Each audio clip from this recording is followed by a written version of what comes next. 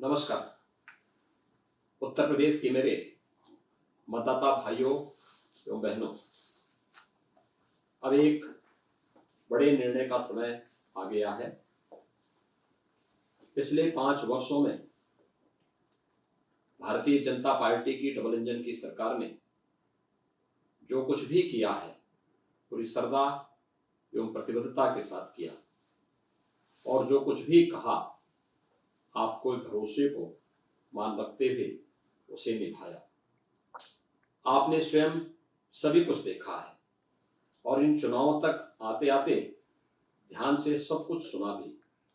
और मुझे आपसे अपने दिल की एक बात कहनी है। इन 5 सालों में बहुत कुछ अभूतपूर्व हुआ। सावधान रहिए, आप चूके तो 5 साल की मेहनत पर पानी फिर जाएगा। और इस बार उत्तर प्रदेश को कश्मीर, बंगाल और केरल बनते देर नहीं लगेगी। आपका वोट मेरे 5 वर्ष की तपस्या पर आपका आशीर्वाद तो है ही, पर यह भी ध्यान रहे कि यह वोट आने वाले वर्षों में आपके भयमुक्त जीवन की गारंटी भी बनेगा। जय जय श्री राम। बिजनौर जनपद की सभी 8 विधानसभा सीट पर मतदान होना है और 16 फरवरी को संत शिरोमणि रविदास जी महाराज की पावन जयंती का कार्यक्रम भी है।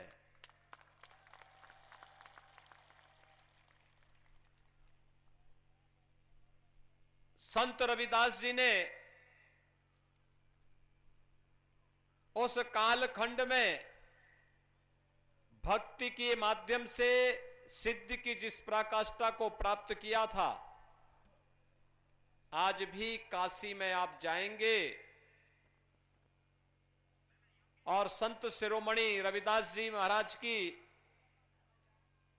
पावन जन्मस्थली में दर्शन करेंगे तो आपको वहां का आध्यात्मिक ऊर्जा आज भी स्पष्ट रूप से देखने को प्राप्त होगा। और ऐसे पावन संत के जन्म स्थली का सुंदरीकरण करने का सौभाग्य भी हमारी सरकार को प्राप्त हुआ है। संत शिरोमणि रविदास जी महाराज की पावन जन्मस्थली के सुंदरीकरण का कार्य हमारी सरकार ने, भारतीय जनता पार्टी की डबल इंजन की सरकार ने उस कार्यक्रम को अपने हाथों में लिया है और वहां पर बहुत अच्छा कार्य चल रहा है। यही नहीं, हम लोगों ने तो भगवान श्री राम को जन जन के आदर्श बनाने वाले महर्षि वाल्मीकि की पावन भूमि लालापुर के भी विकास के जिम्मेदारी को अपने हाथों में लेकर के सरकार से भरपूर धनराशि वहां के लिए भी उपलब्ध करवाई है। महर्षि वाल्मीकि की जयंती के अवसर पर आपने देखा होगा,